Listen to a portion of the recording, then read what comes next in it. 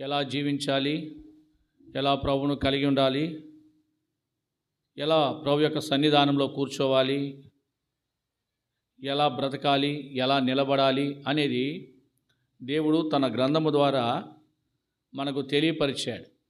ఈ గ్రంథమే లేకపోయి ఉంటే దేవుని దగ్గరికి గమ్యాన్ని ఎలా చేరాలో మనకు తెలుసుండేది కాదు. ఇది చాలా శ్రేష్టమైన గ్రంథము, ఇది పరిశుద్ధ గ్రంథము. దీనిలో జీవపు మాటలు ఉన్నాయి. జీవించాలంటే ఈ గ్రంథమే మనలను బ్రతికిస్తుంది. 119:50 కీర్తన ఏం చెప్పినాడు? నీ వాక్యము నన్ను బ్రతికించెను, నా బాధలు ఇదే నాకు నెమ్మది. వాక్యం లేకపోతే నువ్వు బ్రతకవు.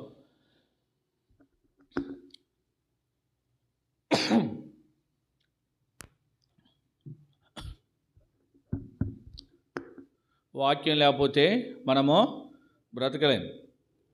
వాక్యం ఉంది కనుకనే ఈరోజు మనం బ్రతుకుతున్నాం.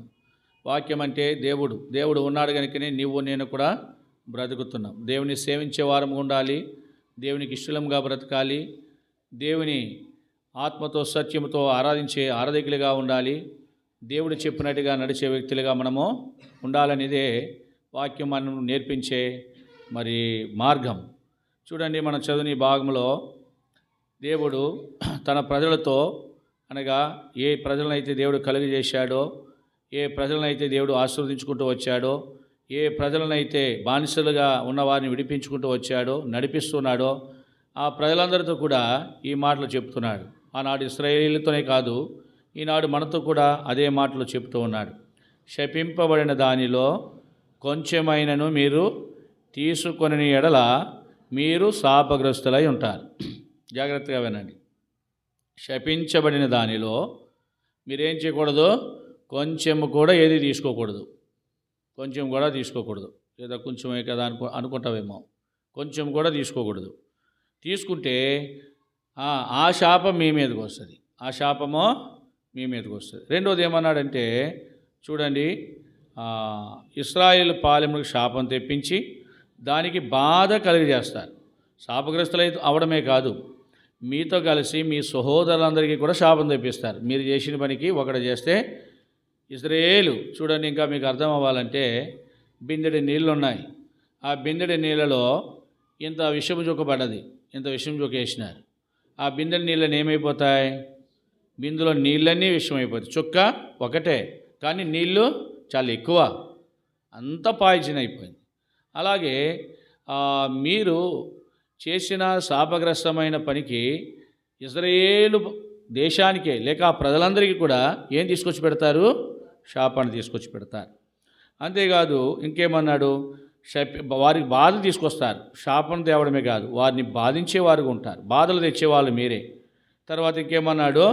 శపింపబడిన దాన్ని మీరు ముట్టకూడదు. రెండు విషయాలు చాలా ప్రాముఖ్యంగా కనపడుతున్నాయి.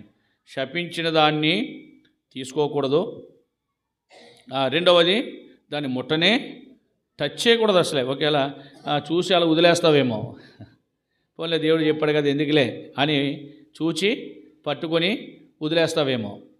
అసలే ముట్టకూడదు. ఇది దేవుడు తన ప్రజలకు చెబుతూ వచ్చాడు. శాపగ్రస్తమైనది. కారణం ఏంటంటే, అది యెరికో పట్టణము. మోషే, దైవజనుడైన మోషే ప్రభు రాజ్యం వెళ్ళిపోయిన తర్వాత, అంటే అతను మరణించిన తర్వాత యెహోషువను బ్రతికుండగానే నాయకుడిగా ప్రభు నిర్ణయించాడు. మోషే లేకుండా మొట్టమొదటిగా, మోషే ఉన్నప్పుడు ఎన్నో యుద్ధాలు చేశారు. మోషే లేకుండా యెహోషువ నాయకత్వంలో ఏం చేస్తున్నాడు? మొట్టమొదటిగా ఒక గ్రామాన్ని, ఒక ప్రదేశం మీదకి యుద్ధానికి పోతున్నారు వీళ్ళు. ఆ ప్రదేశమే యెరికో. అప్పటికే దేవుడు యెరికో పట్టణాన్ని శపించాడు. చదవండి, 6:17. ఈ పట్టణమును దీనిలో ఉన్నది యావత్తును యెహోవా వలన శపింపబడిన. దేవుడే శపించాడు. దేన్ని? యెరికో అనే ప్రాంతాన్ని దేవుడే శపించాడు. వాస్తవానికి యెరికో చరిత్ర మనం చూస్తే దినవృత్తాంతాల 2వ గ్రంథము 28వ అధ్యాయము 15 యెరికో చరిత్ర కనబడుతుంది. యెరికో అది ఖర్జూర వృక్షాలకు చాలా ప్రాముఖ్యమైన ప్రదేశం. అంటే అక్కడ ఎక్కువగా ఖర్జూర పళ్ళగల వృక్షాలు ఎక్కువ ఉంటాయి. ఖర్జూరం పండుతుంది ఇక్కడ ఎరుకోలో. అలాంటి ఖర్జూర వృక్షం గల నగరాన్ని, ఆ ఖర్జూర వృక్షంలో పండే ఆ ప్రాముఖ్యమైన పంట పండే ఆ ప్రదేశాన్ని యెహోవాయే స్వయంగా దేవుడే ఏం చేశాడంట? శపించాడు. దేవుడే శపించాడు. కారణం ఏంటంటే అక్కడ ఉన్న ప్రజల యొక్క అవిధేయత, నిర్లక్ష్యం. దేవుడంటే వారికున్న నిర్లక్ష్యం, దేవుడంటే అవిధేయత, దేవుడంటే భయం లేని పరిస్థితులు. అంటే ఎవడు ఇష్టానుసారంగా వాడుండి జీవిస్తూ ఉంటూ ఉన్నాడు. కారణం ఏంటంటే డబ్బులున్నాయి, ఆస్తులున్నాయి, భార్య పిల్లలున్నారు, భర్త ఉన్నాడు, బంధువులు ఉన్నారు, మాకేంట్లే అని వారి ఇష్టానుసారంగా వాళ్ళు బ్రతికే ప్రజలుగా వాళ్ళు ఉన్నారు. వాళ్ళు విచ్చలవిడితనంగా బ్రతికే వాళ్ళు ఉన్నారు. ఏమాత్రం క్రమం లేదు, ఏమాత్రము దైవ భయమో ఆ ఎరుకో ప్రదేశంలో లేదు గనక దేవుడు ఆ ఎరుకో నగరాన్ని ఏం చేశాడు? శపించేశాడు. అందుకే మనం చూస్తాము ఆమోసు గ్రంథంలో, చూడండి ఆమోసు గ్రంథము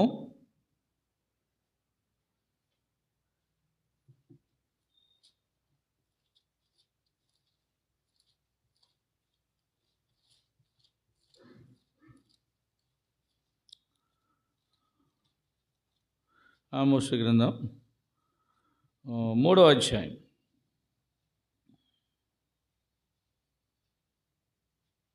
10వ వచనం. వారు నీతి క్రియలు చేయ తెలియక తమ నగరుల బలాత్కారం చేతను దోపుడు చేతను సొమ్ము సమకూర్చుంది. కాబట్టి ప్రభువైన యెహోవా సెలవిచ్చినదేమనగా, శత్రువు వచ్చును అంతటా అతడు దేశమంతటా సంచరించి నీ ప్రభావను కొట్టివేయగా నీ నగరులు పాడి. ఇక్కడ రాసిన మాట ఏంటంటే, నీతి క్రియలు జరగకపోతే, నీతి క్రియలు తెలియక, అంటే నీతి క్రియలు తెలియక మా నగరంలో బలాత్కారము చేతను, అంటే ఎలా చేయాలో తెలుసుకోలేక, నీతి క్రియ ఎలా చేయాలో తెలుసుకోలేని వాళ్ళు కూడా కొంతమంది ఉంటారు. తెలిసినా కానీ ఆ నీతిని చేయలేని వాళ్ళు కొంతమంది ఉంటారు. అంటే తెలిసి చేయలేని వాళ్ళని, తెలియక చేయని వాళ్ళని కూడా ఏం చేస్తాడంట దేవుడు? నీతి క్రియ జరగకపోతే వారి యొక్క నగరాలే పాడవుతుంటాయి, వారి ప్రదేశాలే. అక్కడేమన్నాడు? వారి నగరము ఏం చేస్తాడంట? పాడగను. నీ నగరులు పాడగను అన్నాడు. నీ నగరులు, వారి నగరం అంతా పాడైపోతుంది. అంటే ఎరుకోలో నీతి క్రియలు లేవు,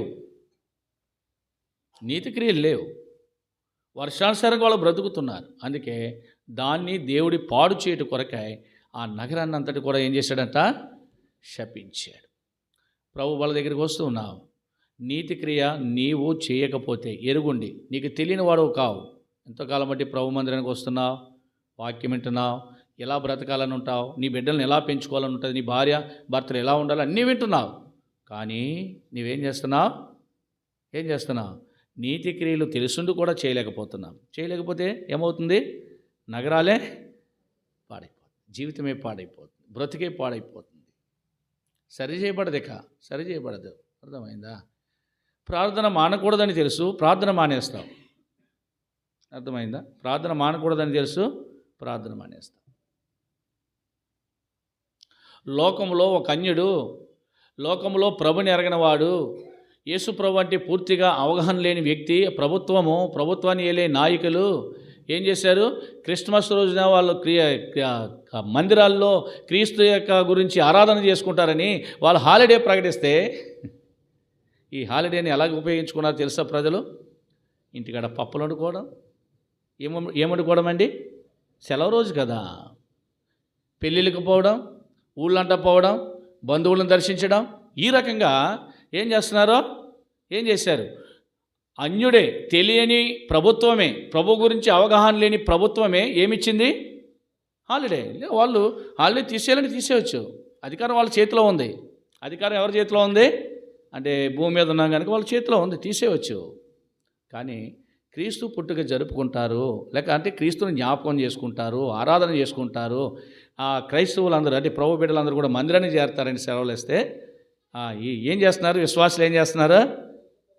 భలే ఇచ్చాడు సెలవు అని చెప్పి వాళ్ళ సొంత పనులు పోతూ ఉన్నారు. సొంత పనులు పోతున్నారు.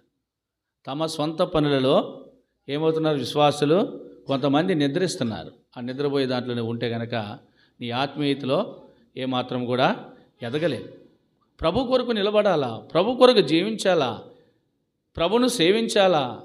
ప్రభువు లేకుండా మనము ఏమాత్రం కూడా జీవించలేం. దేవుడు ఉన్నాడు కనుకనే మనం ఉంటూ వచ్చినాం. యెహోవా ద్వారా శపించబడ్డది ఏంటది? యెరికో నగరం. అలాంటి నగరములో నీవేం చేయకూడదు? శాపగ్రస్తమైనది ఏది కూడా నీవు తీసుకోవద్దు. సెకండ్లీ, రెండోది ఏమన్నాడు? దాన్ని ముట్టకూడదు అన్నాడు. సరే, యుద్ధానికి పోయినారు, యెరికో మీదకి యుద్ధానికి వెళ్ళారు. 7 రోజులు యెరికో చుట్టూ తిరిగారు. 7 రోజులు 7 సార్లు తిరిగారు. 7వ రోజున 7 సార్లు తిరిగారు. కేకలు వేశారు, ప్రభును స్తుతించారు, పాటలు పాడారు. ఏమైపోయినాయి? యెరికో గోడలు కూలిపోతూ వచ్చాయి. కూలిపోయినప్పుడు వీళ్ళందరూ కూడా యెరికోలో ప్రవేశించారు. యెరికో నివాసులందరినీ కత్తివాత అంటే అందరినీ కూడా హతం చేశారు. పిల్లలేమి పెద్దలని అందరినీ కూడా యెరికోలు ఎవరిని ఉంచకుండా నాశనం చేశారు. ప్రభు చెప్పాడు కదా, నీతి క్రియలు చేయకపోతే నగరమే మొత్తం అయిపోయింది, అంతే ఫినిష్ అయిపోయింది. అయిపోయిన తర్వాత బాగానే ఉంది. యెహోషువ ఏం చేశాడు? జనులతో శపథం చేయించాడు. చదువుదామా? 6వ అధ్యాయం 26వ వచనం చదవండి. ఆ కాలమున యెహోషువ జనుల చేత శపథము చేయించి వారికి ఎలాగూ ఆజ్ఞాపించెను. ఎవడు యెరికో పట్టణమును కట్టించపూనుకొనును వాడు యెహోవా దృష్టికి శాపగ్రస్తుడగును. వాడు దాని పునాది వేయగా వాని జ్యేష్ఠ కుమారుడు చస్తాడు, దాని తలుపులు నిలబెట్టగా వాని కనిష్ట కుమారుడు చస్తాడు. ఇది శాపం. ఇది జనులందరి చేత చెప్పించాడు. ఏమని? చెప్పండి నాతో అని చెప్పించాడు. ఎవడు యెరికో పట్టణాన్ని కట్టాలని పూనుకుంటాడో వాడు యెహోవా దృష్టికి శాపగ్రస్తుడు. యెరికో కట్టకూడదు. యెరికో పాడైపోయింది, దాన్ని విడిచిపెట్టాలా, మరలా కట్టకూడదు. దాన్ని పాడైపోయిన దాన్ని కట్టడానికి అవకాశం లేదు. ఇక అది బొత్తిగా కాల్చేశాడు, దాన్ని తగిలిపెట్టేశారు. చూడండి 24వ వచనంలో, అప్పుడు వారు ఆ పట్టణమును దానిలోని సమస్తమును అగ్ని చేత కాల్చివేసిరి. అగ్ని చేత కాల్చేశారు, అగ్నితో కాల్చేశారు అవన్నీ కూడా. అలాంటి నగరాన్ని మరలా కట్టకూడదు. శపథం చేయించాడు. ఎవడైతే కడతాడో పునాది వేస్తే వాడు జ్యేష్ఠపుత్రుడు చచ్చిపోతాడు, కట్టేవాడు జ్యేష్ఠపుత్రుడు. సరే, దాని తలుపులు నిలబెడితే, గుమ్మాలు నిలబెడితే చివరోడు చచ్చిపోతాడు. ఇది శాపం మాట. నెరవేరింది. ఇది ఇప్పుడు దాని గురించి నేను చెప్పను, కానీ 2 రాజులు 16:34లో మనకు దొరుకుతాయి ఆ మాటలు. నెరవేరింది ఆ మాట. కట్టాడు, వాడు కొడుకు చచ్చాడు, గుమ్మాలు లేపాడు, చివరోడు చచ్చాడు. అంత శాపగ్రస్తులు అయిపోయారు. సరే, ఏదేమైనా కానీ ఎంత శాపము గల ప్రదేశం అది. దేవుడే దాన్ని ఏం చేశాడు? శపించాడు. అయితే ఇది అయిన తర్వాత ఇంకో ప్రదేశం ఉంది, అది హాయి పట్టణం. హాయి అనగా ఇసుక దెబ్బ. యెరికో అనగా అర్థం ఏంటంటే అది ఖర్జూర వృక్షం గల ప్రదేశమే, కానీ అది నాశనకరమైన గుంట అని చెప్తారు. ఎందుకంటే దాంట్లో నీతి క్రియలు లేవు కనుక. ఇప్పుడు మరల ఇంకో పట్టణం వారికి అడ్డుగా ఉంది, హాయి. హాయి వారు వెళ్ళారు, చూచారు, బాగానే ఉంది. దాదాపుగా 3,000 మంది వెళ్తే సరిపోతారు. యెహోషువతో చెప్పారు వేగుల వారు, 3,000 మంది వెళ్తే హాయి పట్టణం మనం జయించవచ్చు అని యెహోషువతో చెప్పినప్పుడు యెహోషువ ఏం చేశాడంటే వారు చెప్పినట్టుగానే 3,000 మందిని మరలా హాయి మీదకి పంపించాడు. హాయి మీదకి పంపిస్తే హాయి వారు చాలా కొద్ది పట్టణమే, వీళ్ళకంటే బలమైన వాళ్ళు కాదు. ఎవరు వీళ్ళు? హాయి ప్రదేశం వాళ్ళు. అలాంటి హాయి ప్రదేశం వాళ్ళు ఏం చేశారంట? ఇజ్రాయేలు ప్రజలను 36 మందిని చంపేశారు యుద్ధంలో. అసలు ఇంతకుముందు ఎప్పుడు కూడా అంటే దేవునికి తిరుగుబాటు చేసి తెగులు చేత, ఆడి చేత, వీడి చేత చచ్చారు, కానీ యుద్ధంలో చచ్చారన్న మాట మాత్రం వినపల్లే. యుద్ధంలో చచ్చారన్న మాట మాత్రం వినపల్లే. ఎవరికి ఎక్కడ కూడా కనపడదు అసలే. కానీ ఇప్పుడు దగ్గరికి వచ్చాక చూస్తే, అంటే మోషే గారు చనిపోయిన తర్వాత ప్రభు ఆయన పిలుచుకున్న తర్వాత యెహోషువ నడిపించినప్పుడు ఈ రెండవది యుద్ధము. మోషే చనిపోయిన తర్వాత యుద్ధం ఎన్నోది? ఇది రెండవది. ఈ రెండో యుద్ధంలో ఏమైపోయారంట? ఇశ్రాయేలు ప్రజలు 36 చనిపోయారు. ఎంత షాక్ అండి ఇది!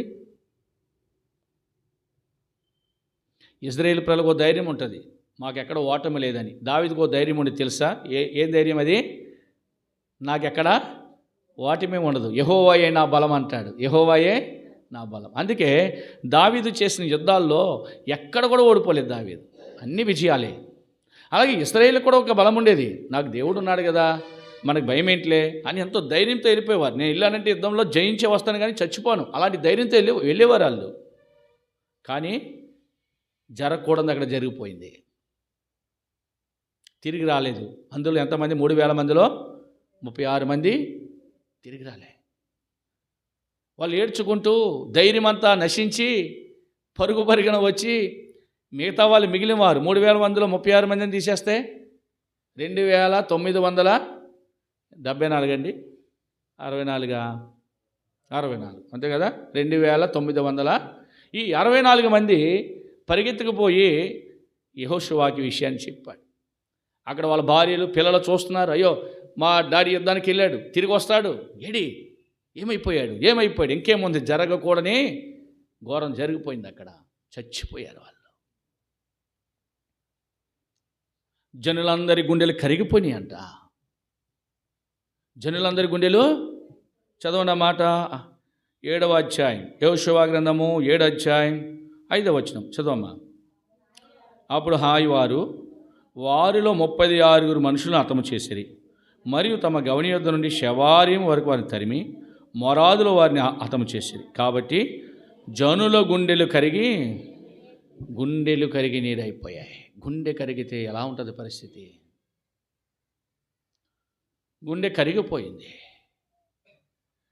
ఎప్పుడు జరగకూడదు జరిగిపోయింది, నేరం జరిగిపోయింది. దేవుడు ఉన్నాడు కదా, దేవుడు మాతో ఉన్నాడు కదా, మాకు ఓటమి లేదు కదా, మేము జయించి రాగలము కదా అని 3,000 మంది వెళ్ళి 274 మంది 64 మంది తిరిగి వచ్చారు. 264 తిరిగి వస్తే 2,964 మంది తిరిగి వస్తే ఈ విషయం తెలియగానే వారి గుండెలు కరిగిపోయాయి, తట్టుకోలేని పరిస్థితులు వచ్చేసాయి. గుండె కరిగిపోయిందంట, కరిగి నీరైపోయిందంట. ధైర్యంగా ఉండవలసిన గుండె ఇప్పుడు ఏమైపోయింది? నీరైపోయింది. ధైర్యం చాలట్లేదు వాళ్ళకి. ఇదేమి ఏం చేస్తాడు నాయకుడు? ఇదంతా ఎవరి మీద పడుతుంది? మరలా నాయకుడి మీదే వచ్చారు, నాయకుడి మీద పడ్డారు. నాయకుడు ఏం చేస్తాడు? నాయకుడు కూడా ధైర్యం చాలట్లే, తన బట్టలు చింపేసుకున్నాడు, పై వస్త్రాన్ని చింపేసుకున్నాడు. బట్టలు చింపుకోవడం అంటే ఇశ్రాయేలీలలో అంత బాధకరమైన సంగతి ఇంకొకటి లేదంట. బాధ కలిగినప్పుడు ఆ బట్టలు చింపేసుకుంటారంట. అలా పిచ్చోళ్ళు కాదు, వాస్తవానికి మనం చూస్తే పిచ్చోడు చింపేసుకుంటాడు. పిచ్చోడికి బట్టలు వేస్తే వాడి మైండ్ సరిలేదు కనుక ఏం చేస్తాడో చింపేసుకుంటాడు. చూడండి, బైబిల్లో ఒకటి సేనాదేవులు పట్టినోడు ఉంటాడు, వాడికి వస్త్రాలు వేసిన వస్త్రాలు పీకేసుకునేవాడు, సంఖ్యలు వేస్తే సంఖ్యలు లాగేసేవాడు. ఎందుకంటే వాడిలో దయ్యాలు ఉన్నాయి, పిచ్చి వాళ్ళ ప్రవర్తించేవాడు, రాళ్ళతో తాను కొట్టేసుకునేవాడు. అయితే వాస్తవానికి మన దేంతో పోల్చొచ్చు? బట్టలు చింపుకున్నాడంటే యెహోషువ అంటే మైండ్ అంతా చేంజ్ అయిపోయింది. అంటే ఒక పిచ్చివాడి వలె ప్రవర్తించవలసి వచ్చింది. ఏంటిది? ఎప్పుడు లేదు, అసలు వినలేదు. అసలు యుద్ధాలు చేసింది యెహోషువ. మోషే ఉండగా మోషే యుద్ధం చేయలే, మోషే నాయకుడు అంతే, యెహోషువని పంపించేవాడు. మంచి యుద్ధవీరుడు యెహోషువ. అలాంటి యెహోషువకు, అంత యుద్ధవీరుడికి, అంత బలమైన వాడికి ఒక షాక్ అనిపించింది. ఏమని? తన ప్రజలు 36 మంది చనిపోయారని. హాయి వారి మధ్య ఏం చేయగలడు? నా ప్రజలను చంపుతారని యెహోషువ రండి మళ్ళీ ఒక 100 మంది వెళ్దామని వెళ్ళాడా?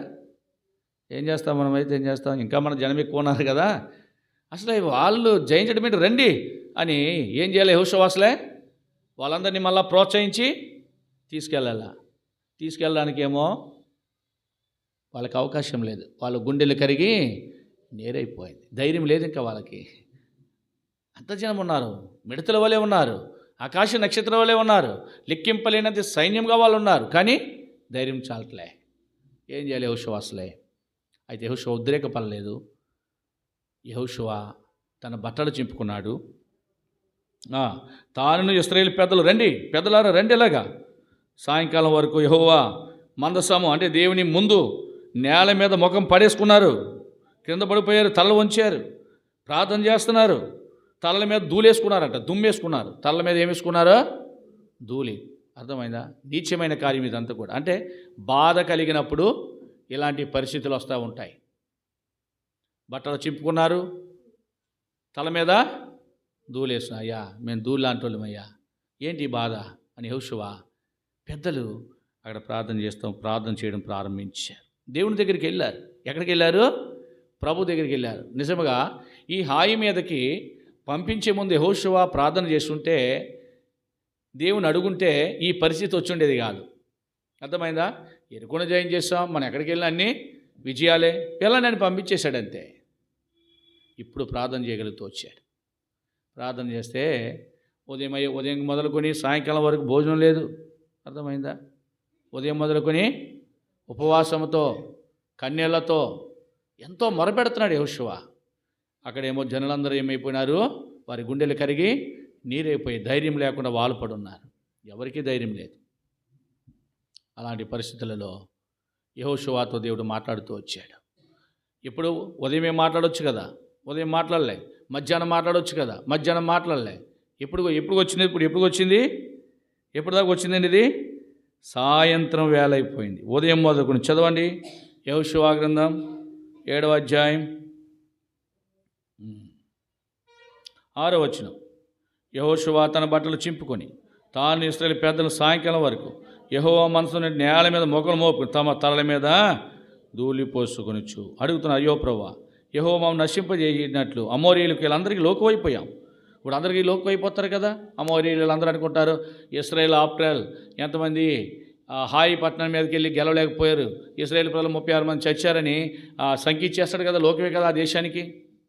ఎందుకయ్యా మమ్మల్ని ఎందుకు యోర్దాను దాటించావు? యోర్దాను దాటించకుండా ఉంటే ఈ పరిస్థితి మాకు వచ్చుండేది కాదు కదా. యోర్దాను దాటించావు, కానీ చాలా భయంకరమైన పనిష్మెంట్ మేము గురైపోయామని యెహోషువ మరి ఎంతో భారం కలిగి దేవుని దగ్గర ప్రార్థన చేస్తున్నాడు. అయితే 10వ వచనంలో మనం చూస్తే దేవుడు సాయంకాలం సమయంలో యెహోషువతో మాట్లాడాడు. యెహోషువ, లెమ్ము, నీవెంకెందుకు నేల మొఖం మీద పెట్టుకుని ఏడుస్తావు? ఇశ్రాయేలీయులు పాపము చేసి ఉన్నారు, నేను వారితో చేసిన నిబంధన వారు మీరున్నారు. శపితమైనది కొంత తీసుకున్నారు, దొంగిలారు, బొంకారు, తమ సామానంలో దాన్ని దేవుడు మట్టబయలు చేశాడు. ఇశ్రాయేలీయులు పాలనోడని చెప్పేయచ్చు కదా దేవుడు. ఎందుకు చెప్పలేదంటారు? దేవుడు ఎందుకు చెప్పలేదు? పాలనోడని చెప్పేయచ్చు కదా. ఉదాహరణకి యేసుక్రీస్తు ప్రభువారు మేడగదిలో పస్కాను సిద్ధపరచుతున్నారు. ఆయన రొట్టె విరుస్తున్నారు. ఆయన రొట్టె విరవడానికి కృతజ్ఞతాస్తుతులు చెల్లించి రొట్టె విరిచే సమయాల్లో మీలో ఒకటి నన్ను అప్పగిస్తాడని చెప్పినాడు దేవుడు. డైరెక్ట్గా ఇస్కరియోతు యోధా నువ్వు నన్ను అప్పగిస్తావని చెప్పొచ్చు కదా. ఎందుకు చెప్పలేదంటారు? ఎందుకు చెప్పలేదు? ఒకవేళ ఆ వ్యక్తి తన జీవితాన్ని మార్చుకొని అని కృపగలవాడు కనుక పశ్చాత్తాపంతో ప్రభువా నన్ను క్షమించని క్షమాపణతో ప్రభు మార్గంలో నడుస్తాడేమని ఆ వ్యక్తిని ఏం చేయడు? ఆయన ఎప్పుడు కూడా బట్టబయలు చేయలేదు. లేకపోతే నీవే అని చెప్పవచ్చు కదా డైరెక్ట్. అయితే వాడు పశ్చాత్తాపడకుండా మరి షోయింగ్కి వేషధారణకు అడిగాడు. ఏమని? అందరూ అడిగారు. పేతురు అడిగాడు, ప్రభువా నేను నిన్ను అప్పగిచ్చేస్తానా అని అడిగాడు. నువ్వు కాదయ్యా. అంద్రే అడిగాడు, అప్పగిచ్చేస్తానా. బర్తలోమియా, తోమా, కానానీయుడైన సీమోను, వీళ్ళందరూ అడిగేస్తున్నారు. ఒకరి తర్వాత ఒకరు అడిగేస్తున్నారు. మత్తాయి, లెబ్బయి, వీళ్ళందరూ అడిగేశారు. మిగిలినోడు అక్కడే. అందరూ అడిగేశారు కదా, నేను కూడా అడగకపోతే అందరితో ఏంటి షోయింగ్ చేయాలి కదా, మరి అందరితో పాటు నేను కూడా అడిగేస్తే అయిపోతుంది కదని, ఓ ప్రభువా నేనేమన్నా నిన్ను అప్పగిస్తానా అన్నాడు. నువ్వు అన్నట్టే ఇంకా వాడు వేషధారిగా ఉన్నాడు. అర్థమైందా? అంటే దేవుడు ఏదన్నా సరి చేసుకుంటాడేమని వాడిని బయట పెట్టకుండా ఆయన చెప్పితే వాడు ఏం చేయాలా? అయ్యో దేవుడికి తెలిసిపోయింది, నేనే కదా అప్పగించేవాడిని అని తన పాపాన్ని ఒప్పుకొని విడిచిపెట్టాలా. విడిచిపెట్టుకోకుండా ఇంకేం చేస్తున్నాడు, దాన్ని ఇంకా షోయింగ్ చేస్తున్నాడు. ఇంకా షోయింగ్. అందుకే దేవుడు డైరెక్ట్ అయిపోయాడు, నువ్వు అన్నట్టే. ఎంత సిగ్గు, ఎంత అవమానం అది. అలాగే ఇక్కడ ఇజ్రాయేలీల మీద ఇట్టాడు దేవుడు. ఇజ్రాయేలీలలో ఏం చేసినాడు, ఇజ్రాయేలీలు పాపం చేశారంట. ఇజ్రాయేలీలు అంటే ఎంతమంది వస్తారు, ఆడున్న వాళ్ళందరూ వచ్చేస్తారు. యెహోషువ కూడా వస్తాడు, దాంట్లో నాయకుడు కూడా వస్తాడు. ఇశ్రాయేలీలందరూ పాపం చేశారు. ఇశ్రాయేలీలందరూ పాపం చేశారు. నేను ఏదైతే చేశానో నా నిబంధన వారు ఏం చేశారు, మీరారు. శపితమైన దానిలో కొంచెమైనా తీసుకోకూడదన్నాను. రెండవది దాన్ని ముట్టకూడదని అన్నాను. కానీ వాళ్ళు ఏం చేశారు, కొంత తీసుకుని దొంగతనం చేసేసి సామానులో బొంకేసి సామాన్లు దాచుకున్నారు. ఎలా బొంకారు? యేసు అడిగాడు, మీరు ఎవరన్నా ఏదైనా తీసుకున్నారని అడిగాడు. ముందు చెప్పండి. వాళ్ళు ఏం చేశారు, బొంకేశారు. నేను కాదు అని బొంకేశారు. తీసుకున్నవాడు కూడా ఏం చేశాడు, నేను కూడా ఏది శాపగ్రస్తమైంది తీసుకోలేదు, బొంకేశాడు. ఇప్పుడు దేవుడు ఏమంటాడో, నీ దగ్గర బొంకారయ్యా, నీ దగ్గర ఏం చేశారు వాళ్ళు, దేవుడు బయలుపరిచారు. జాగ్రత్త, దేవుని సేవకులకు దేవుడు బయలుపరుస్తాడు. గెహాజీ బొంకాడు. ఏమన్నాడు, నేను ఎక్కడ పోయినా ఆయన ఇక్కడే ఉన్నాను కదా అన్నాడు. గెహాజీ ధైర్యం ఏంటంటే, నేను ప్రార్థన చేసుకుంటే మోకాలు వేసాడంటే లేవడో, ఈ లోపల చక్కబెట్టేసుకోవచ్చు వెళ్ళి అని చక్కబెట్టి వచ్చేసాడు ఏమి అన్నట్టు నుంచున్నాడు. ఎక్కడ పోయావు గెహాజీ? నేను ఎక్కడ పోయినాను, ఇక్కడే ఉన్నాను కదా. నీవు ఆరాధన వెనకాల పరిగెత్తినప్పుడు నీ ఆత్మ నాతో కూడా, జాగ్రత్తగా విను. నయమానికి కలిగిన రోగం నీకు నీ పిల్ల తరాలకు అంటి ఉండను, కుష్ఠరోగం వచ్చేసింది, శపించబడ్డాడు గెహాజీ. ఇంకా అర్థమైందా? ప్రవక్తలకు దేవుడు ఏం చేస్తూ ఉంటాడంట, తెలియజేసేవాడు. చెప్పేశాడు. ఇప్పుడు యేషువ బొంకారు, దాచుకున్నారు, శాపగ్రస్తమైన తీసుకున్నారు, ఎక్కడ పెట్టుకున్నారు కూడా చెప్పాడు. డేరాలో పెట్టుకున్నారని కూడా చెప్పేశాడు దేవుడు. కానీ ఎవరు పెట్టుకున్నారో చెప్పలే. సరే, ఈ విషయం తెలియగానే అందు నిమిత్తమే నేను మిమ్మల్ని ఏం చేశానో విడిచిపెట్టేస్తాను. ముందుగానే చెప్పాడు దేవుడు. ఏమన్నాడు, శాపితమైనది మీరు కొంచెమైనను తీసుకుంటే ఇశ్రాయేలు ప్రజలందరికీ కూడా ఏం తీసుకొస్తారు, మీరు బాధ తీసుకొస్తారు. శాపమే, బాధ తీసుకొస్తారు. అంటే వాళ్ళందరినీ కూడా బాధ పెట్టే వాళ్ళు అవుతారు. కనుక బాధకు గురి చేస్తారు, ముందే చెప్పాడు. అంటే ఇక్కడ ఇశ్రాయేలులో ఒకడ చేసిన పని ఎంతమందికి? ఇప్పుడు అందరి గుండెలు కరిగి నీరైనయే లేదా చెప్పండి. ఏమ్మా, ప్రజలందరి గుండెలు, ఇశ్రాయేలు ప్రజల గుండెలు పిల్లలతో సహా ఏమైపోయింది, ధైర్యం లేదు, కరిగి నీరైపోయింది. యెహోషువ పరిస్థితి చూస్తే బట్టలు చింపుకొని దూలేసుకొని అక్కడ ప్రభువు యొక్క మందిరంలో పడున్నాడు మనసు మీదట. అంటే ఒక్కడ చేసిన పని. దేవుని నిబంధన మనం ఎప్పుడు కూడా మేరకూడదు. ప్రభు మన దగ్గరికి వస్తున్నా, దేవుడు ఏదో ఊరికనే రాసేసాడు, ఊరికనే చెప్పాడంటే కాదు. ఆయన మాటలలో ఏది తప్పిపోలేదంట, అంతా నెరవేరింది. ఏదేది చెప్తాడో అదే చేస్తాడు ఆయన. చెప్పే చేస్తాడు, చెప్పకుండా చేసేవాడు కాదు ఆయన, చెప్పే చేస్తాడు. ఒక పాట ఉంటుంది, సండే స్కూల్ పాట.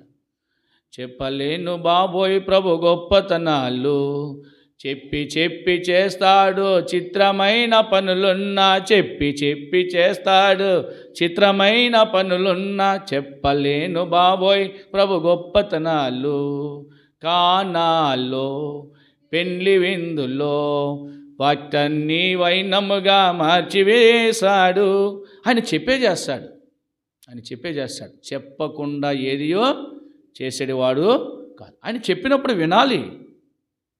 ఆయన మాట వింటే మనం బ్రతుకుతాం. ఆయన మాట వినకపోతే మనము బ్రతకలేం. ఇందాకనే మనం చెప్పుకుంటూ వచ్చాం, మనుషుడు ఆహారం వలన కాదు, తినే ఈ ఆహారం ద్వారా కాదు నువ్వు బ్రతికేది, ఆయన నోట నుండి వచ్చే ప్రతి మాట వలన నువ్వు బ్రతుకుతావు. నువ్వు బ్రతకాలని ఆశ ఉంటే ఆయన నిబంధన మేరకు శాపగ్రస్తమైనది ఏది కూడా నీలో ఉండకూడదు. నూతన సంవత్సరంలో ప్రవేశిస్తున్నాం. ఇంకా కొద్ది దినాల్లో నూతన సంవత్సరంలోకి వెళ్ళిపోతాం. సంవత్సరాలు మారుతున్నాయి కానీ మనం మారుతాం లేదు. అర్థమైందా? సంవత్సరాలు మారుతున్నాయి కానీ ఎన్ని సంవత్సరాలు మారినా నీ జీవితం అంతే. ఎంతకాలం అలా జీవిస్తావు? ఎంతకాలం నిర్లక్ష్యంగా ఉంటావు? ఎంతకాలం ప్రభువు దూరంగా ఉంటావు? ప్రభువుకు మనము రోషము పుట్టించుదామా? ఆయన కంటే మనము బలవంతులమా? బలవంతులం కాలేము కదా, ఆయన బలమైన వాడు కదా. ప్రియా సహోదరుడా, ప్రవక్త అయిన లేక యెహోషువకు, నాయకుడైన యెహోషువకు దేవుడు బయలుపరిచేశాడు. సామాన్లు డేరాలో దాచుకున్నాడు. అందుకే నేను మీతో కూడా లేను. నేను లేని కారణాన అక్కడ ఓటమి. దేవుడుంటే ఏంటి చెప్పండి? దేవుడుంటే విజయమో, దేవుడు లేకపోతే అపజయం అంటే ఓటమి. ఈ రెండిట్లో ఏది డిసైడ్ అవుతారు మీరు? దేవుడు ఉంటేనే నీ జీవితంలో అన్నిటిలో దేవుడు నీకు విజయం ఇస్తాడు. దేవుడు లేకపోతే నీతో అన్నిటిలో కూడా ఓటమే. నేను బాగున్నాను అనుకుంటావు అంతే, నువ్వు బాగోవు, ఎప్పుడో పాడైపోయావు. దాచుకున్నవాడు కూడా అలా అనుకున్నాడు, దొరికేసింది నాకు మంచి బంగారము, షీనారు వస్త్రం ఇవన్నీ దొరికేసి బాగున్నాను అనుకున్నవాడు పాడైపోయాడు. యెహోషువ అడిగాడు, దేవుడు నాతో చెప్పేశాడు, ఇశ్రాయేలు ప్రజలందరినీ అలా గోత్రాల వారీగా లైన్ కట్టేశారు. వాళ్ళు రండి, నాయకుడు ఆజ్ఞాపించాడంటే వాళ్ళందరూ చక్కగా అటెన్షన్లో ఉండవలసిందే. వచ్చేసారు, ఎంతో భక్తి గలవారు. ఆకాను కూడా వచ్చేసాడు. చెప్పాడు, దేవుడు నాతో చెప్పాడు, మీరు ఎక్కడెవరో శాపగ్రస్తమైన తీసుకోవద్దని ప్రభు చెప్పాడు, కానీ మీరు తీసుకున్నారు. మీరు డేరాలు ఉంచుకున్నారు, నా దగ్గర బొంకేశారు. మీరు ఎవరు తీసుకున్నారో చెప్పండి అన్నప్పుడు బహుశా ఆకాన్ అనేవాడు అయ్యి బాబోయ్ తెలిసిపోయింది కదా అని వచ్చి, అయ్యా నేనే తీసుకున్నాను, నన్ను క్షమించు, నా కోసం ప్రభుని వేడుకో అంటే ఏదన్నావా అతడు హెల్ప్ చేస్తుండేవాడు. మోషే వేడుకోలేదా? అందరినీ చంపేస్తానన్నాడంట. పాపం చేసిన వాళ్ళందరినీ చంపేస్తే ప్రభు చంపేస్తానన్నాడు. మోషే ఏమన్నాడు? అయ్యా నీవు వారి పాపమును పరిహరించకపోతే నీవు రాసిన నీ గ్రంథంలో నా పేరు తీసేయమన్నాడు. ఇదేంటండి అది? వాళ్ళ పాపాల కొరకు ఈయన పేరు తీసేసుకుంటాం ఎందుకు, ఈయన పేరు పోగొట్టుకుంటాం ఎందుకు? చదవండి. అంటే నాకు ఆ రెఫరెన్స్ గుర్తులేదు, కానీ ట్రై చేద్దాం రండి. ఈ మోషే రాసిన గ్రంథాల్లోనే ఉంటాయి. బహుశా మీకు ఎక్కువగా ద్వితీయోపదేశ కాండంలో దొరకొచ్చేమో. ద్వితీయోపదేశం కాండం కానీ సంఖ్యాకాండం కానీ చూడండి. నీవు వారి పాపాన్ని పరిహరించకపోతే క్షమించకపోతే నీవు రాసిన నీ గ్రంథంలోంచి నా పేరు తుడిచేయమన్నాడు. చూడండి, నేనే తీస్తాను. నిర్గమమ్మ చదువు. నిర్గమాకాండము 32 అని చూడండి. 32 చదువమ్మ, నువ్వే చదువు. అయ్యో నీవు వారి పాపమును పరిహరించితివా? లేని ఎడల నీవు రాసిన నీ గ్రంథములో నుండి నా పేరు తుడిచివేయమని. అది మోషే అడ్డుపడ్డాడు. ఎవరికి? వాళ్ళని చంపేస్తానని దేవుడు చెప్పాడు. ఏమన్నాడు మోషే ఎందుకు ఇలా వీళ్ళతో ఏమి ఎగుతా, వీళ్ళ మొత్తం చంపబడేస్తాను, తీసేస్తాను. ఎందుకంటే వీళ్ళ లోబడిన వాళ్ళని ప్రజలు తింటున్నారు, త్రాగుతున్నారు, ఉచితంగా అన్నీ అనుభవిస్తున్నారు. కానీ దేవుని ఉపకారాలను బట్టి మదం పట్టేసింది వాళ్ళకి. అక్కడ ఏం రాశాడు? మదించారంట వాళ్ళు. మదం అంటారు చూడండి, క్రొవ్వు పట్టింది వాళ్ళకి. మన అంటాం కదా, దీనికి క్రొవ్వు వేసింది, ఇది క్రొవ్వు వేసింది అని. వాళ్ళకి కూడా కొవ్వు పట్టింది. కొవ్వు పట్టిన పనులు ఇవన్నీ మదించి యెహోవా మహోపకారం బట్టి సంతోషిస్తున్నారంట మళ్ళా వాళ్ళు. కానీ యెహోవాను మరిచిపోయి ఇష్టానుసారంగా జీవించారు. అలాంటి వాళ్ళందరినీ దేవుడు ఏమన్నాడో, నేను వాళ్ళందరినీ చంపేస్తాను, నీ ద్వారా నీ బిడ్డల ద్వారా నేనేం చేస్తానో మరలా సంతానాన్ని చేయలేదా దేవుడు? మొదటి ప్రపంచాన్ని తుడిచేసినప్పుడు, నీళ్లతో నాశనం చేసినప్పుడు ఒక కుటుంబం ద్వారా, ఎవరు వాళ్ళు? నోవహు కుటుంబం ద్వారా మళ్ళీ ప్రపంచాన్ని నిర్మించాడు. అలా చేసేస్తానని చెప్పినాడు. చెప్తే మోషే గారు అడ్డుపడిపోయాడు. మోషే గారు వెళ్ళి అయ్యో ప్రభువా నువ్వు అలా చేయొద్దయ్యా, ఒకవేళ నువ్వు అలా చేస్తావేమో, చేస్తే నీవు రాసిన నీ గ్రంథం ఉంది కదా, జీవగ్రంథం, దాంట్లో నా పేరు తీసే, నేను కూడా చచ్చిపోతాను. అయిపోయి అంటే దేవుని దగ్గర ఎలా మాట్లాడుతున్నాడో చూడండి. అంటే వారి కోసం ఈయన చచ్చిపోతానంటాడు.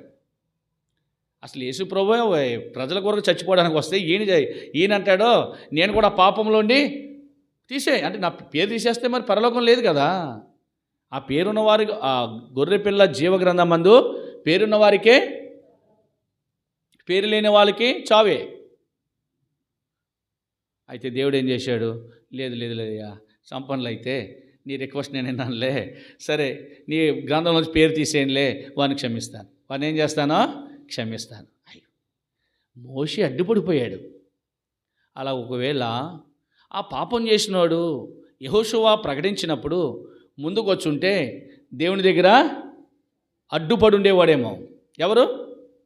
యెహోషువ. మోషే అడ్డుపడితే దేవుడు క్షమించలేదా? కానీ అంత బహిరంగంగా చెప్పినా కానీ వాడి యొక్క ధైర్యం ఏంటంటే ఎలా పట్టుకుంటాడు? ఒకలా ఇద్దరా? ఎంతమంది అండి వాళ్ళు? ఇశ్రాయేలు 4వ పాలును, అంటే 4వ తరం. ఇశ్రాయేలు 4వ తరం. ఎవరు లెక్క పెడతారు? అంటే యాకోబు కాడి నుంచి లెక్కేస్తే వాళ్ళు ఎన్నో తరం? వాళ్ళు 4వ తరం అట. తరాలు మారుతూ ఉంటాయి కదా, తరం వెంబడి తరం. వారు లెక్క పెట్టలేం. బిలాం అంటాడు, ఎవరు లెక్కిస్తారు? లెక్కించలేనంత సైన్యం దేవుడు వాగ్దానం చేశాడు ఆకాశ నక్షత్రాలని. అంత జనములో నన్ను ఎలా పట్టుకుంటాడన్న ధైర్యంతో ఉన్నాడేమో బహుశా, నేను అనుకుంటున్నాను అలా. అంతే కదా మరి, అంత జనములో నన్ను ఎలా పట్టుకుంటాడు? క్షమాపణ హృదయం లేదు. యెహోషువ ప్రకటించినప్పుడు ముందుకు వచ్చి ఉండి తన పాపను ఒప్పుకుంటే బాగుండు. మోషే వాళ్ళు అడ్డుపడి తన ప్రాణాన్ని కాపాడేవాడేమో. అర్థమైందండి? తన ప్రాణాన్ని కాపాడేవాడేమో. వినలే, అలాగే ఉన్నాడు. సరే, వీళ్ళు ఇలాగా మాట వినరని చెప్పి యెహోషువ ఏం చేశాడంట?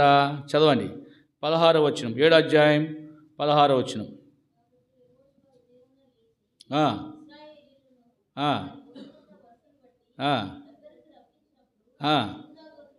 యెహోషువకు నిద్ర పట్టలే. ఎందుకు నిద్ర పట్టలేదు? ఓటమి చూశాడు. యుద్ధానికి పోయాడంటే ఓటమి లేదు అసలు యెహోషువ జీవితంలో కూడా. యెహోషువ ఎంత పవర్ఫుల్ మ్యాన్ అంటే, ఇంకా ముందుకు వెళ్తే, ఓ సూర్యుడా నువ్వు ఆగిపో, యుద్ధం జరుగుతుంది, ఇక్కడ చీకటడిపోతుంది. ఏమైపోతుంది? ఆ ప్రదేశం అంతా చీకటి పడితే చీకట్లో యుద్ధం ఎలా చేస్తారండి? లైట్లు ఎక్కడేవండి? యుద్ధం అవ్వలేదు. చీకట్లు ఎవరిని కొట్టుకుంటారో తెలియదు. సూర్యుడా నువ్వు ఆగిపో, ఎక్కడ? గిబియోన్లో ఉండిపో, ఇక్కడ యుద్ధం జరుగుతుంది. చంద్రుడా నువ్వు వస్తావేమో, నువ్వు అయ్యాలోను లోయలో ఉండు, గిబియోనికి రాకు. శాసించాడంతే.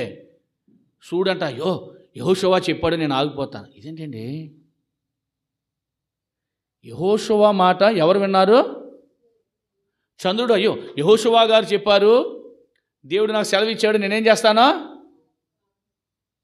యెహోషువ ప్రార్థన దేవుడు విన్నా. అంత బలమైన వ్యక్తినా? నిద్ర పట్టలే. ఎలా నిద్ర పడుతుందండి? కొంతమంది బాగా నిద్రపోతూ ఉంటారు. ప్రార్థన ఏంటి, ఈ ఆల్ నైట్ ప్రేయర్లు జరుగుతూ ఉంటే మేమంతా ప్రార్థన చేస్తున్నాం, ప్రభా సంఘం అంతటిని కాపాడంటే ఇలా హాయిగా నిద్రపోతూ ఉంటారండి చక్కగానే. ఆల్ నైట్ ప్రేయర్లో ప్రార్థన చేసే 20 మంది 10 మంది మేము ఇప్పుడు కూడా. ఎలా పడుతుంది నీకు నిద్ర? ఎలా పడుతుంది నీకు నిద్ర? యెహోషువకి నిద్ర పట్టలే. అయ్యో జరగకూడని కీడు జరిగిపోయింది, ఈ కీడు ఏ దేశంలో జరగకూడదు, అసలే మా జీవితంలో ఇలాంటిది రాకూడదు.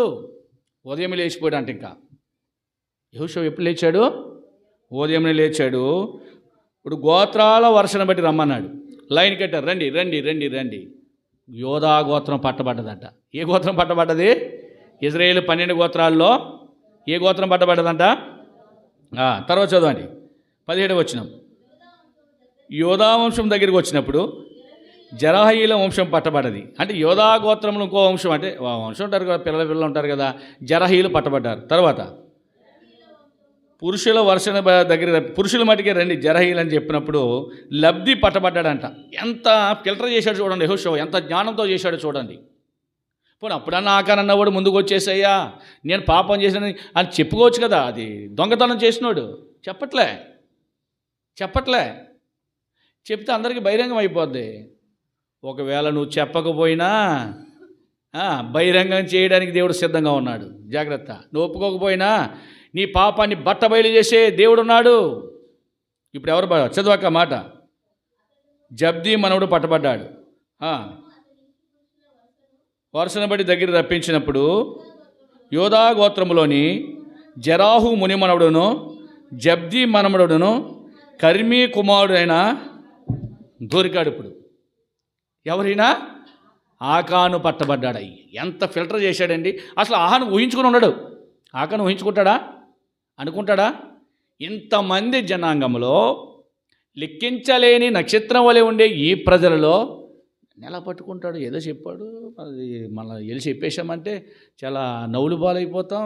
ఎందుకురా సిగ్గుడికి? పాపం చేసినోడికి చేసిన పాపం ఎలాగో చేసాడు, ఇంకెందుకు సిగ్గు? ఇజ్రాయేలు పాలెనికే, ఇజ్రాయేలు ప్రజలకే, ఆ నక్షత్రాలకే ఏం తీసుకొచ్చాడు?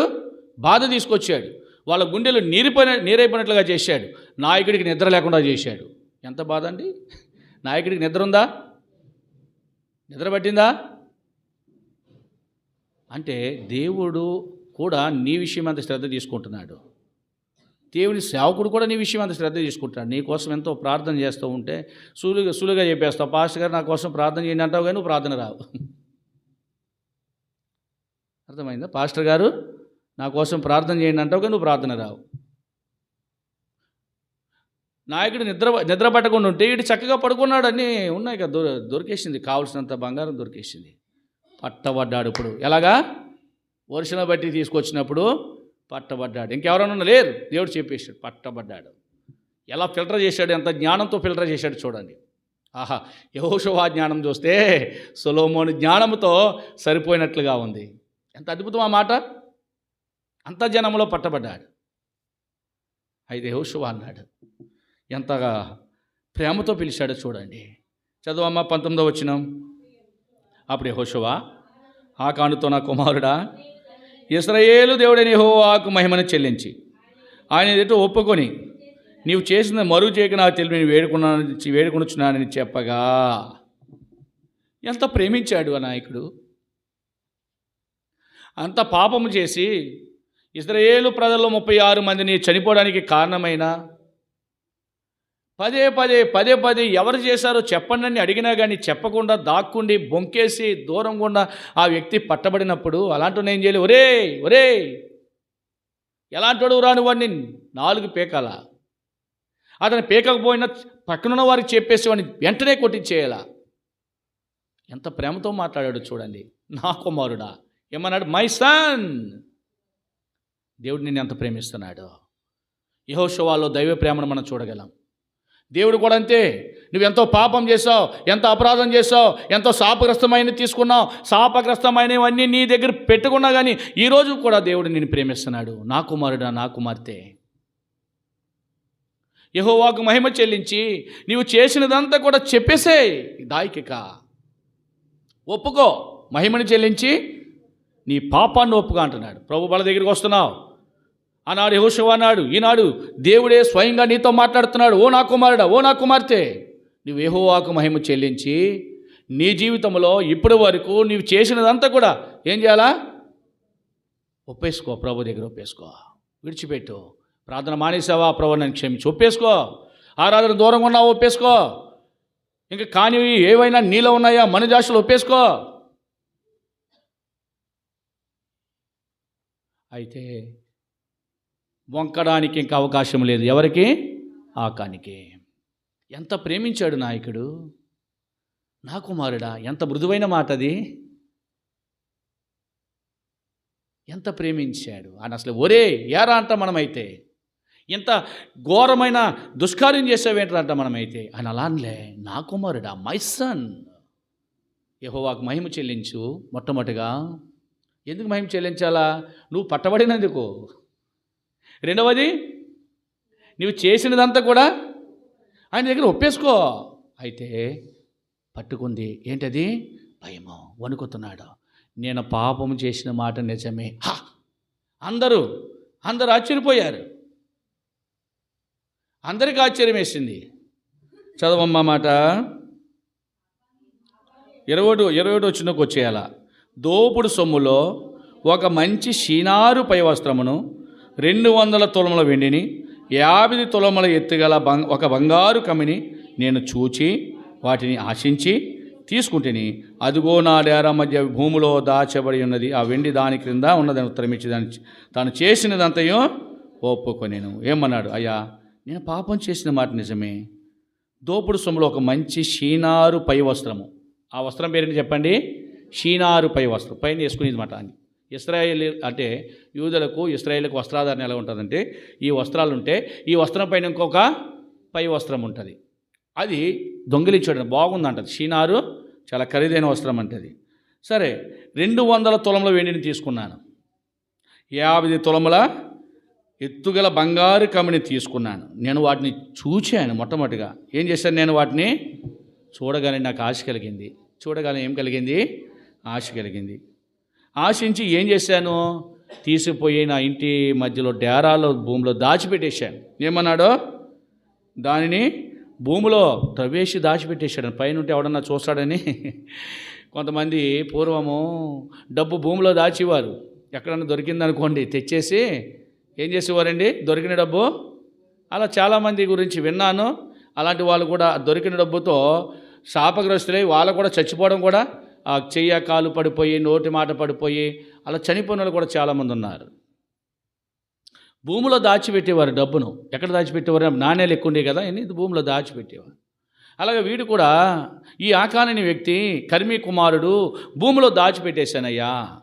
షీనారు పై వస్త్రం తీసుకున్నాను, 200 తులముల వెండిని తీసుకున్నాను, 50 తులముల ఎత్తుగల బంగారు కమ్మిని తీసుకుని. ఏమి కారణం? నేను వాటిని చూచానయ్యా, నేను వాటిని చూచాను, నాకు ఆశ కలిగింది. అర్థమైందా? దేనిని చూడాలో దాన్నే చూడాలా. శాపగ్రస్తమైన దాన్ని కొంచెం కూడా తీసుకోకూడదన్నాడు ప్రభు. రెండవది, దాన్ని ముట్టకూడదన్నాడు. ఎందుకు చూడాలా? ఈరోజు నీ పరిస్థితి ఏంటి? నీవు కూడా దేనిని చూడాలో దాన్ని చూడలేకపోతున్నావు.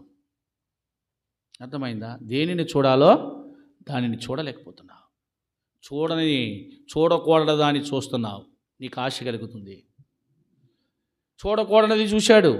యుద్ధములు ఇలాంటి ఎవడ తడుపుకుంటాడండి? ఎవడన్నా తడుముకుంటాడా? అందరూ యుద్ధం చేస్తుంటే ఈయన గారు యుద్ధం చేసి ఆ ఇంట్లో ఎవరిని యుద్ధం చంపేసి బాగున్నాయని వాటిని చూశాడు, యుద్ధం చేయడం మానేసి. అర్థమైందా? వాటిని చూచాడు. చూచుడు ద్వారానే అతనికి ఏం కలిగింది? ఆశ కలిగింది. దాచిపెట్టుకున్నాను. ఏం చేయాలి ఇప్పుడు నాయకుడు? ఏం చేయాలా? ఇప్పుడు అవకాశం లేదు. అదిగో నా డేరాలో ఉంది. యెహోషువ పంపించాడు, త్రవి తీయించాడు. ఇప్పుడు ఏం చేశాడు తెలుసా? యెహోషువ ఈ ఆకాను దాచుకున్న ఆ వెండిని, ఆ వస్త్రాన్ని, పై వస్త్రాన్ని, బంగారు కమ్మిని, ఇవన్నీ కూడా అతని ఎద్దులు, అతని కుమారులు, అతని కుమార్తెలు, అతని మందలు, అతని డేరాలు ఆకోరు లోయ అని ఒక ప్రదేశానికి లోయ తీసుకుపోయి, లోయలు చూసుంటారు కదా మీరు. నేను చూసినాను. కాలింఫామ్ వెళ్ళినప్పుడు చూశాను, అరకు లోయ వెళ్ళినప్పుడు కూడా చూసినాను. అరకు లోయ కంటే కాలింఫామ్ లోయలు ఎక్కువ ఉంటాయి ఆ డార్జిలింగ్ ఆ ప్రదేశాలు. అక్కడ నుంచి పడ్డామంటే రూపురేఖలు ఉండవు, అలాంటి లోయలు ఉంటాయి. సరే, అలాంటి ఆకోరు లోయ దగ్గర తీసుకెళ్ళాడు. ఆకోరు లోయ దగ్గర, దాని పేరు ఆకోరు లోయ, అరకు లోయ కాదే, ఆకోరు లోయ. ఆకోరు లోయ దగ్గర తీసుకుపోయి ఏం చేసినాడు చూడండి. ఆకోరు లోయ దగ్గర తీసుకుపోయాడు. అది యెహోషువ, నీవు ఏల మమ్మను బాధపరిచితివి. 25వ వచనం, నేడు యెహోవా నిన్ను బాధపరిచిన ఇశ్రాయేలు అందరూ వాని రాళ్లతో చావగొట్టిరి. తను ఒక్కడితో పోలే, తన భార్య, తన పిల్లలు, తన కుమారులు, తన కుమార్తెలు, తన ఎద్దులు, తన గాడిదలు, తన సర్వ ఆస్తి ఎంతైతే తన ఆస్తి ఉందో ఆ ఆస్తి అంతా, అతని డేరా, అతని ఇల్లు కూడా పీకేశారు. అతని డేరా అంటే ఇతను చేసిన పని గాడిదలకు కూడా పడ్డది పనిష్మెంట్. ఇతను చేసిన పని ఎద్దుల మీద కూడా పడ్డది. అంటే ఆస్తి నష్టం వచ్చింది. ఎవరు చేసిన పని? పిల్లలు, కుమారులు, కుమార్తెలు, భార్య. ఏం చేసిందండి? భార్య మీద కూడా పడ్డది ఈ దోషము. అర్థమైందా? ఈ దోషము భార్య మీద పడ్డది. వీళ్ళందరూ తీసిపోయి ఆకోరుల దగ్గర తీసుకెళ్ళి, ఎందుకయ్యా మమ్మల్ని బాధపరిచావు? యెహోవా నిన్నేం చేస్తాడో బాధ పెట్టిన కానగానే ఇశ్రాయేలు ప్రజలు అంటే పాపం చేసిన వాళ్ళని, తప్పు చేసిన వాళ్ళని రాళ్ళతో కొట్టేసేవారు. అదే వాళ్ళ యొక్క ఆయుధం. రాళ్ళతో కొట్టి సాగు కొట్టేసారు. మొత్తం చచ్చిపోయారు. వాళ్ళ పిల్లలు రథాలు కాచుకోడు రాళ్ళ దెబ్బ దగ్గర చచ్చిపోయారు. వాడు చేసిన పనికి అతని సంతానమే లేకుండా పోయింది. ఒక్క మాటలో చెప్పాలంటే ఆకాని వంశమే అక్కడ లేదు. పూర్తిగా శాపగ్రస్తమైన దాన్ని ఏం చేశారు? ఇశ్రాయేలు ప్రజల్లో నుంచి వాళ్ళని చంపేసి, వారిని పూర్తిగా చంపితేనే కనపడకూడదు. శాపగ్రస్తమైనది మరలా నీలో కనపడకూడదంటే ఏం చేయాలో? దాన్ని పూర్తిగా చంపేయాలి. చంపినది మరలా బ్రతకదు. పారదోలారు. ఇప్పుడు మరలా దేవుడు ఏ పట్టణం మీద అయితే అపజయం వచ్చిందో అదే పట్టణం మీద వారికి ఏమిచ్చాడు? విజయం ఇచ్చాడు. వారు అనుకున్నారు మళ్ళా వస్తున్నారా వేసేద్దాం అనుకున్నారు. ఏలే వేసేసారు వాళ్ళని. ఎవరు? ఇశ్రాయేలు ప్రజలే ఒక్కనే మిగలకుండా చంపబడేశారు. ప్రియా సహోదరి సహోదరుడా, ఎందుకు ఈ మాటలు చెప్తున్నానంటే, శాపగ్రస్తమైన దాన్ని నువ్వేం చేయకూడదు? కొంచెం కూడా తీసుకోకూడదు. రెండవది, దానిని ముట్టకూడదు. ఏది శాపగ్రస్తం? ఏది దేవుని వలనే శపించబడినది ఎరుకో. ఏదైతే దేవుడు శపించాడో దాన్ని నువ్వు తీసుకోకూడదు. అర్థమైందా? ఈ లోకంలో నీ జీవితం కూడా అంతే. ప్రభు వాళ్ళ దగ్గరికి వస్తున్నావు, నువ్వు శపించబడ్డావన్న సంగతి మర్చిపోకు. జాగ్రత్తగా వినండి. నీవు శపించబడిన వాడవు, శపించబడిన దానవు.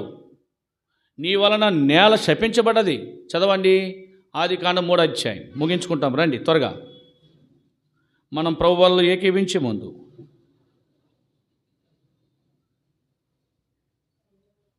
చదువమ్మా. 17వ వచనం. ఆయన ఆదాముతో, నీవు నీ భార్య మాట విని తినవద్దని నీకు ఆజ్ఞాపించిన వృక్షఫలం తింటివి కనుక నీ నిమిత్తము నేల శపించబడి ఉన్నది. ప్రయాసంతో నీవు బ్రతుకు తినని దాని పంట తిన, అది ముండ్ల తుప్పలను గచ్చపదని మొలిపి పొలంలోని పంట నీ నిమిత్తము నేల ఏం చేయబడ్డది? శపించబడిన నేల.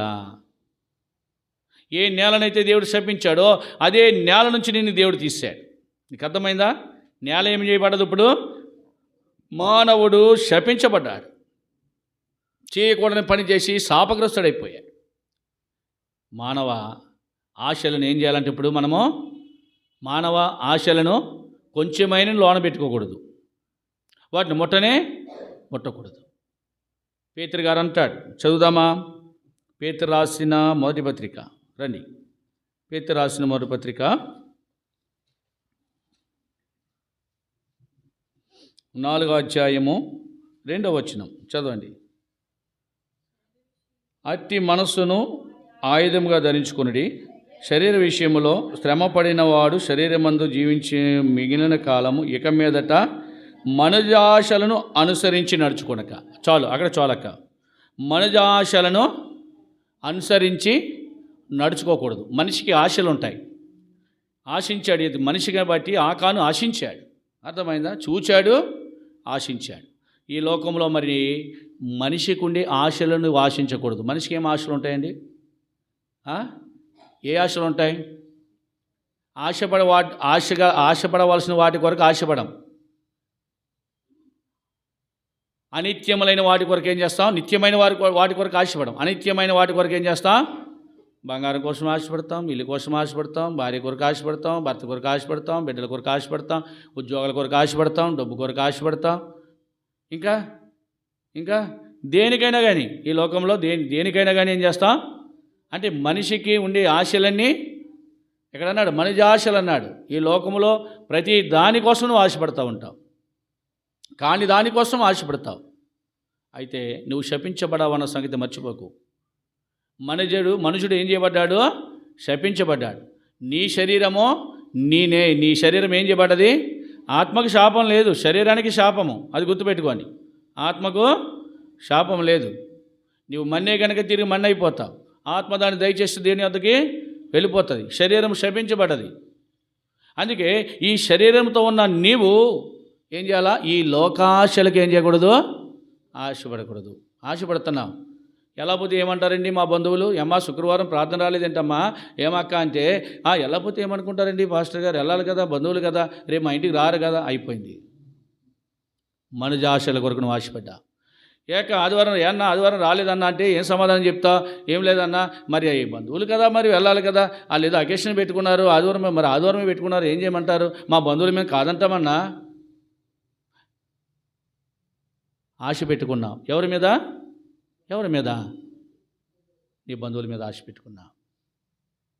దేవుని దగ్గరికి వచ్చేవాడంట ఎలా రావాలంట? యాకోబు ప్రభు దగ్గరికి ఎలా వచ్చాడు? అతడు బేతేలుకు వస్తున్నప్పుడు ఎలా వచ్చాడు? ఎబ్బోకు రేవు దాటించి గొప్ప ఆశతో బయలుదేరాడు. కానీ ప్రభు దగ్గరికి వెళ్ళే ముందు ఏమైపోయాడు? ఎబ్బోకు రేవు దాటించేశాడు.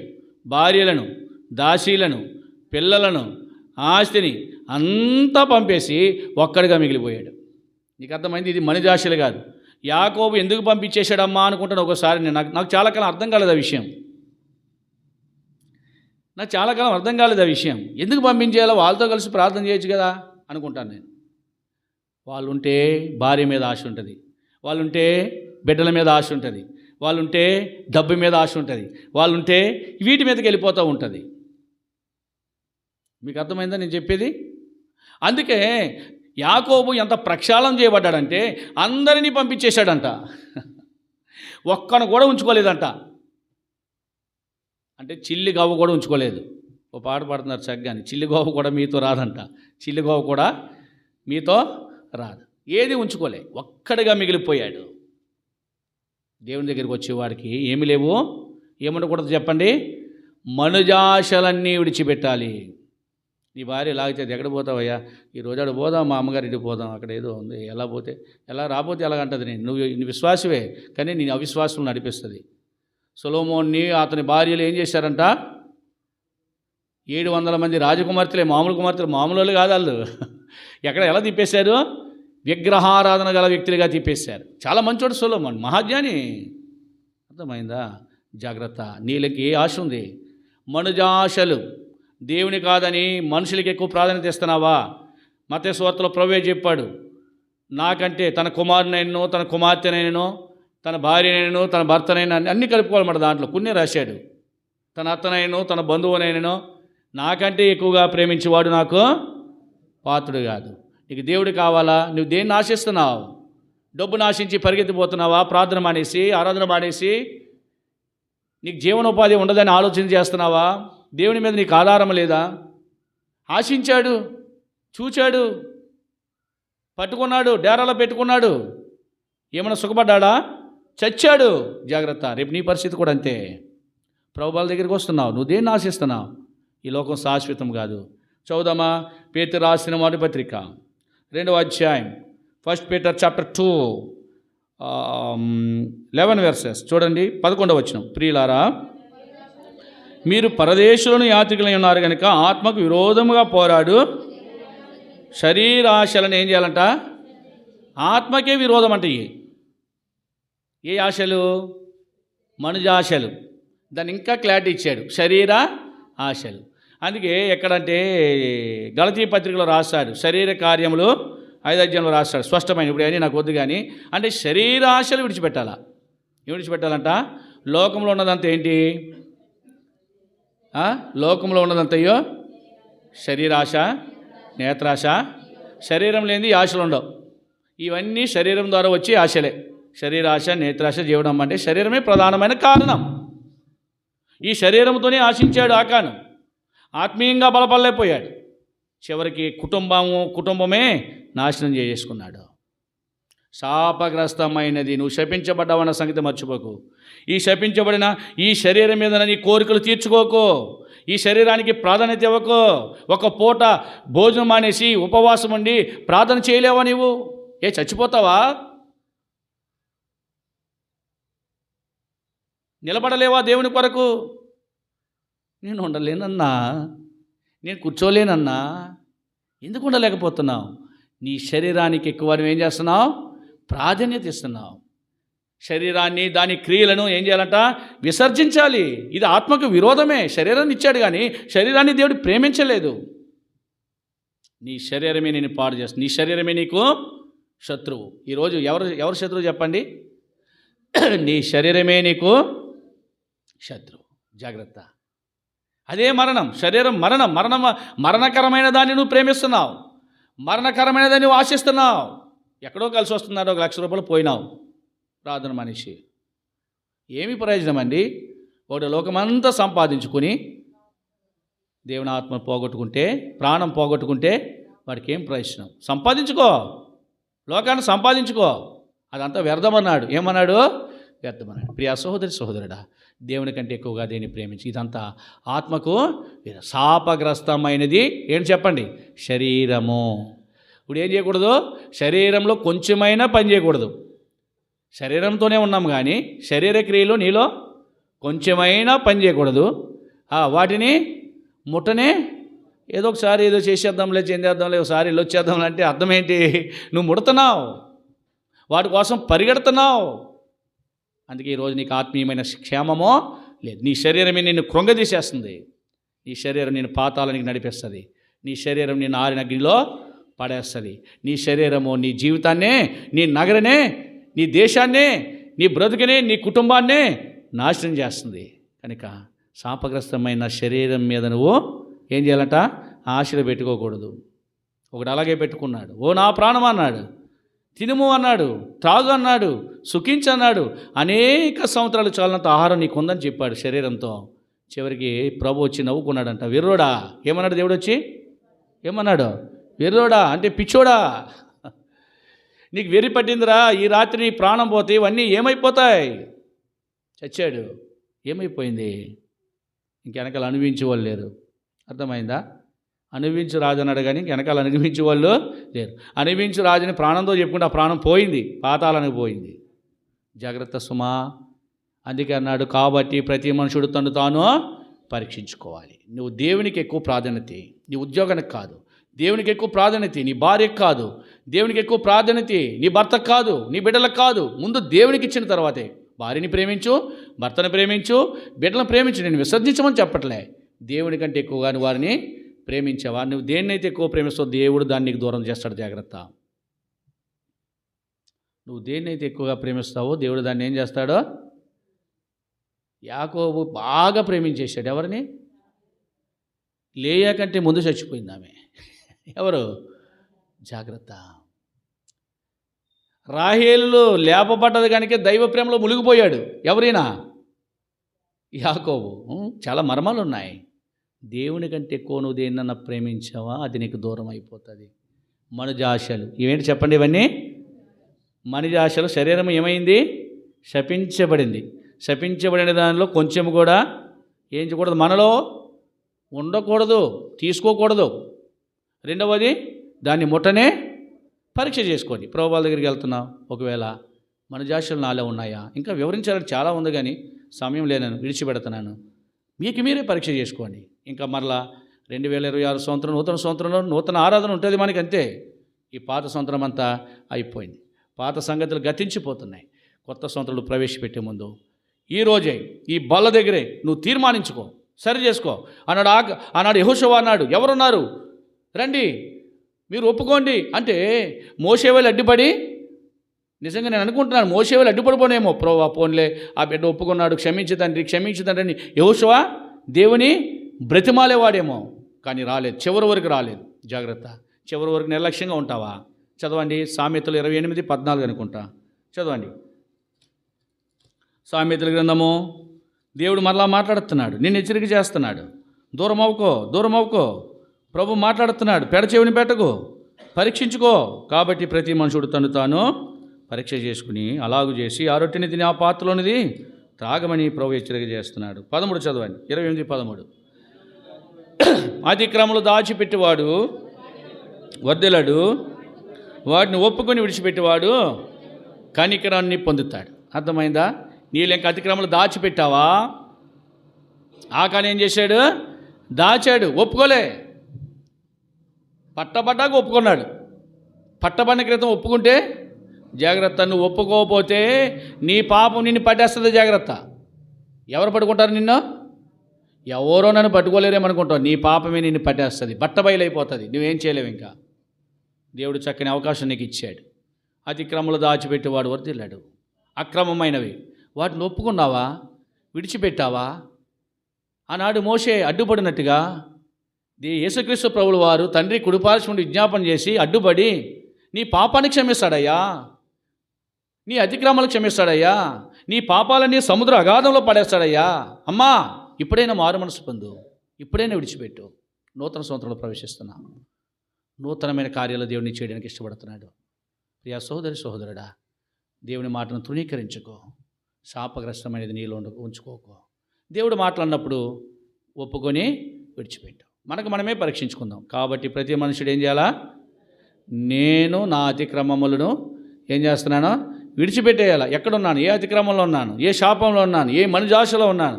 ఏ ఆశలు నాలో రేగుతున్నాయి? వీటిని బట్టి నేను దేవుని దూరం అయిపోతున్నాను అనేది మనకు మనమే ఏం చేయాలా? పరీక్ష చేసుకోవాలా. ఇది ఏలోకోలం కాదు. నిర్లక్ష్యం కాదు. నిర్లక్ష్య పెట్టావా నీ ఆశలన్నీ ఏమైపోతాయి? ఒకరోజు జీరో అయిపోతాయన్నమాట. అర్థమైందా? మీ ఆశలన్నీ ఏమైపోతాయి? జీరో అయిపోతాయి. నిర్లక్ష్య పెట్టుకో. ఇప్పుడైనా ప్రభుని అడిగో.